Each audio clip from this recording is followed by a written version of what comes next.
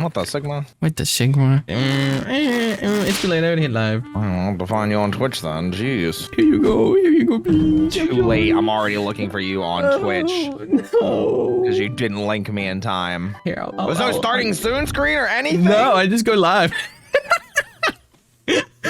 I don't. You just don't understand me.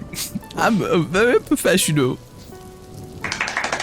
Hi everybody, my name's Roy Chia-toey, like a macchiato. I'm a coffee-fueled bunny host. I specialize in voice acting. I absolutely love working out. I like it. Look at your shirt. It's almost like it feels kind of Genshin Impact-y. I like that design. It's almost like my design was inspired by 2 Honkai Star Rail characters. We haven't gotten there yet. How dare you spoil these my questions? I don't know. You're like talking about going through like my deepest, darkest secrets, but you didn't even go to the thing that's like on the surface. That's crazy. No, there's a lot of the questions that I'm asking that I know the answer to. Just because I'm asking a question doesn't mean I don't know the answer to them. Okay, well the 2 characters are Aventurine and Gallagher. Okay, so the naming scheme for these are thumping and then bling. So what am I thumping? What like are you? What would I be thumping if I was thumping you? Roy. It's already gonna have featuring Roy in it. Do you want thumping Roy featuring Roy? I mean, it could work. We could do it. Thumping like, caffeine. I mean, you could put that too. So you have like, I would argue 2 main YouTube channels. I'm gonna slightly call you out on this. It's been like about 5 months since you've last uploaded on the VTuber centric version of that channel. Are you gonna be coming back to making YouTube videos on that? The big reason why I stopped uploading videos was money. When you look at the videos and you compare how successful they are versus how much money I am investing into them, it just wasn't there. So it makes no sense for me to continue doing that. And I'm sure I've had plenty of streams and concept ideas to turn into videos. The risk reward doesn't pan out. I absolutely get that. I mean, that's technically kind of how it is for my channel. It's definitely a red, like, because I mean, I pay editors and these videos, they don't get that many views. Like if I really wanted to make money, I would just make an ASMR video every day and then I'd have $1 million. Like I'd be big chilling if I just chose to full dive into ASMR. Okay, I'll get into the fun stuff now. You've had your fun. I've had my fun. You've had your fun. That's crazy. Have you ever heard of Power Rangers before? You know, I may have once or twice. What's Power Rangers? What is that? So Power Rangers started in 1993. It is a series that was brought to America using source material from Japan. People dressed in usually spandex or spandex similar material. They fight against the forces of evil and try and save the world from whatever that newest threat is. Would it be safe to assume that you're a fan of Power Rangers? I would say it's more safe to assume if there were college degree levels of Power Rangers that I would have a doctorate. What dove you into Power Rangers? Power Rangers is something that I grew up with and I always came back to it. Part of the reason for that is even as you go back and watch it today, there's a lot of like really not only compelling acting, compelling story arcs, compelling real world tackling of issues. It's one of those things that you don't expect it to hit you. A villain became a villain only because of circumstance of basically racism and then overcame that by the end of the last episode. It always proves constantly again and again that it can be just incredibly good storytelling. And welcome everyone. I'm Cherry Bun Strawberry Bun with a hint of mint. Great to see you. I have Roy Chia-toey, lovely bunny barista. What'd you say? Chia-toey. I want you to think about it for a second. Think of a coffee drink. I don't drink coffee. I hate coffee. Have you heard? Cheeto? No, it's not Cheeto. Have you heard the coffee drink macchiato? Macchiato? No, macchiato. Macchiato? I'm gonna leave. Goodbye. No, I'm sorry. Come back. I'm sorry. Cappuccino. Roy Chino. No, it's Roy Chia-toey. Like Roy Chia-toey. I don't have your fancy coffee drinks. They're too bitter for me. And you gotta use I bet you gotta use an espresso machine for it. That's fancy. I'm sorry, what'd you say? Espresso machine?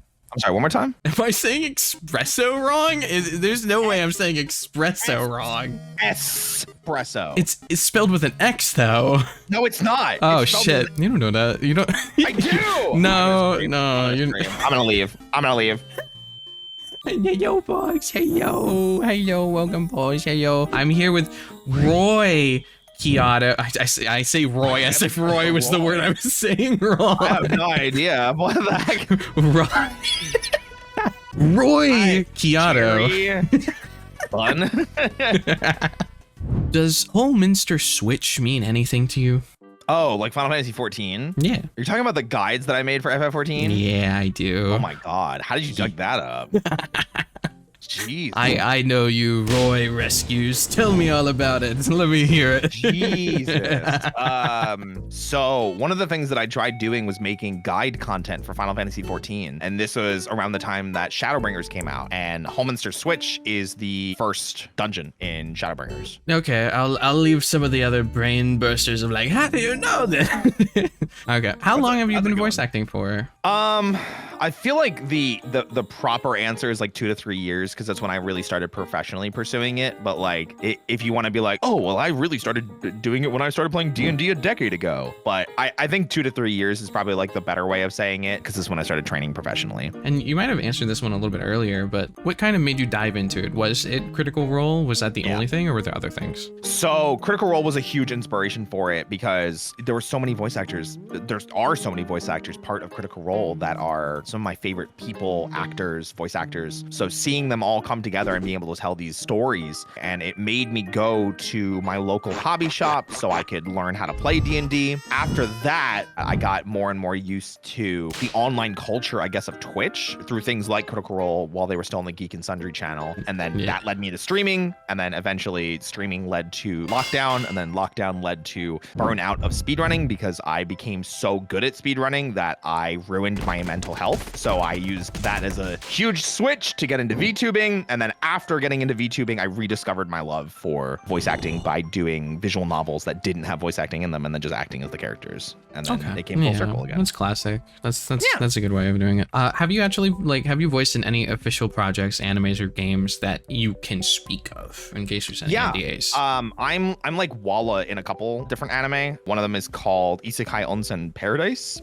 which I fucking watched that one. There was like 3 minutes per episode, and half of the episode was just advertisement or credits. But I am like an elf in like the last episode that's like, yeah, I'm so excited that we finally get to get in the onsen, and like that's it. And then more recently, I became a character named Lawrence for a channel named Afmouth, which I'm sure some of your viewers may be familiar with. Could you do like an arrangement of different voices? But I mean, what do you want? Why don't you give us Lawrence? Okay. I'm a Shadow Knight, so it's my duty to make sure no one gets hurt. Even though that's not actually something you would say, but yeah, something like that. Just something off the top of your head. Yeah. Lawrence, at least from what I've been directed on and what I've been told based on the material that I've been given, is a little bit breathy, a little bit more head voice. But then like as it like things calm down, it only gets a little bit more down here. Things like that where it's a little bit growly. Okay, so you hinted a little bit about it, but was Resident Evil 2 the first game you ever speedran? I think Resident Evil 2 was. I think it was my gateway game, because I talked about like watching events like Games Done Quick, and then I was like, all right, I'll jump in and do that. But then Resident Evil 2 led me to the Dot Hack HD, the Dot Hack GU. That's why I asked about Dot Hack, by the way. Yeah. And then as soon as I was done with GU, I went to the original games, and I was like, I guess I'm just the guy that speedruns JRPGs, question mark. So was Final Fantasy VII Remake your breaking point? Was that?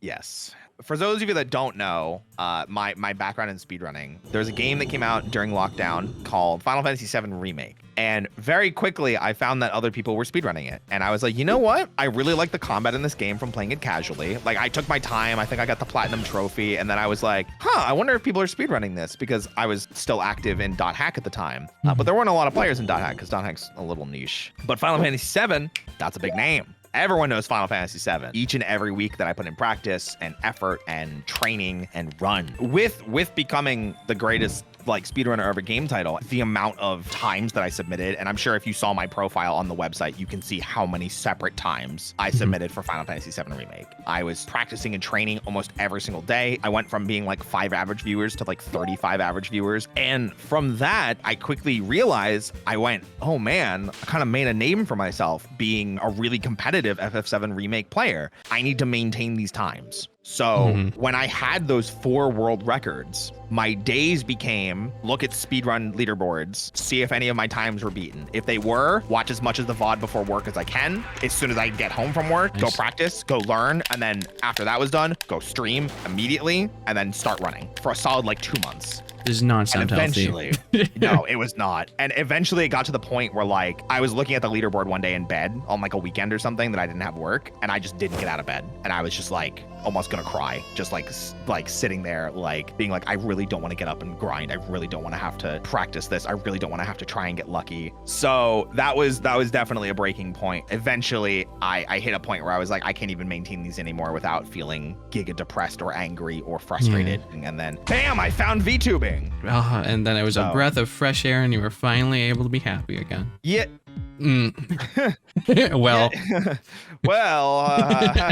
yeah, I mean, I used VTubing as an escape to get away from speedrunning, and I started playing games and hanging out and talking to people, and then it took me another like year of futzing around trying to figure out what the hell I wanted to do. You did do a charity live stream for Easy Speedrun of Final Fantasy VII. Was that in a happy place or was that in a bad place? Depends on which one it was for, because I did a couple. There is one that I love, and I don't know if it's still out there, but I think it was for ESA was the event. And there's this point in the run where Cloud is following Tifa through Sector 7 slums, and she's kind of like showing him around and everything. And you get to this one guy. For some reason, whoever designed this guy's model just did not know how to dress him, because we always make a joke about how terrible his shoes look. They're like combination slippers and flip-flops, and they look horrendous. So we would always we would get to him and shove the camera down and go, "What are those?" And when I did that on the stream, but I would say maybe the most important thing that NPCs can do is make questionable outfit decisions. What are those? And that is one of my favorite memories of speedrunning that game, because I still remember that vividly. I have one other one, but I don't want to talk about it because I will stir up some feathers and make people angry. Oh. Okay, Jack, you know what to do. Now I'm gonna start segueing this a little bit into the whole Zoga. Is that the start of when you were trying to become more feminine, or was it the start of Chia-toey? Because I know you were still feminine there. Chia-toey was the start of femininity. So, okay, when you came up with the design for Zoga, what was in your mind for that? Oh, it's fucking stupid. Yeah. So, I wanted cool glasses that were like vaporwave, and I was sick as fuck, man. Yeah, literally, I was like, man, I really like vaporwave and synthwave colors, like oranges and pinks and purples and things like that. The unfortunate side was I didn't really have like a design concept, because corporate VTubing on the EN side for men had not really blown up yet. Yeah, well, it was basically non-existent. I think the big one, like Hollow Stars hadn't existed yet. Niji's first wave, Luxium, had not come out yet for men. So like I didn't have a lot of people to like look at for inspiration. So I was kind of just like, oh, I really like wearing hoodies and like sweatpants and like tank tops, and I like pink. Vaporwave's cool and stars are cool. The Japanese word for star is hoshi, and let's go with that. I also want to do like adventuring stuff because I love like Indiana Jones and Castlevania. So like let's add a whip on there too. And just it was just some massive ideas. It was so bad. You tossed like a bunch of shit on the table and you're like, make it work. Yeah, like, literally. And they did. They made it work. So I don't think I don't think it looks horrible. It's got its little charm to it. Not everyone's like perfect design from the start like me, where I don't have to rebrand myself. Big shade to everyone who's rebranded. And so once it came to Chia-toey.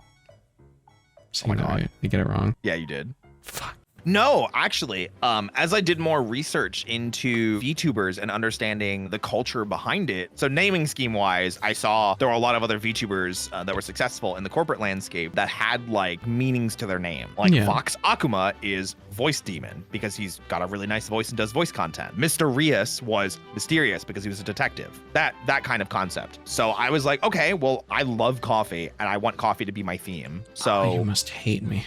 I don't know jack shit about coffee. Oh my god. Get out. This is my stream now. Okay. The femboy part came from me wanting to explore femininity. Nothing to do with, oh, femboys are really popular right now. Okay. Where did the start of you wanting to explore femininity come from? It just came naturally. I was just curious about my own gender expression and my gender identity and things like that. So I was like, you know what? Let me explore a little bit more of my feminine side. Let me explore a little bit more of, you know, where I want to take this as a concept and things like that. And I don't think I ever really gave myself the proper amount of time to explore the femininity and the femboy side, because I debuted and like almost immediately cut myself off from like the femboy side of VTubing. Yeah. I mean, hey, that's good. Good for you. Good for you. Yeah. Fuck Femboy. I mean, I didn't have like negative femboys. experiences with them, but it's just I didn't resonate with, I guess, the audience. I felt kind of like a stranger in that land, so I kind of just went back to what I thought I wanted, and then it wasn't what I wanted. Ultimately, it was not me. Yeah, It was I mean not that's me. and that's something that you come like. I mean, you explored and you found out it wasn't you. I mean, that's what you do when you explore. So you said you have a role play for your lore. So I'm the lore master. You'll learn more about it after when I sink my teeth into you and you have to deal with all my lore. Tell me about your lore. Tell me about it. I have to know. The lore that we came up with, and it's always open to change and to interpretation, but we came up with it kind of as a reasoning for why I went from femboy to this look. So the idea was I'm in the cafe as Femboy Roy, and you know I have a couple friends in the cafe. I think it was Buff, Shia, and Nick Nocturne, and all of them were in the cafe and leaving, and they're like, yeah, we'll see you tomorrow. And I was like, yeah, same time tomorrow. And then I'm looking out the window. I'm like very like listful, very like bored, very you know, unhappy with how things have been recently. And I see something that catches like the corner of my eye. It's like, it almost looks like a floating coffee cup. Ends up being a dusk bunny, which is my new mascot. And I'm like, huh, what's that? So like I get outside, I follow it around a corner, and I go on like a little adventure following it until we get to like an empty alley.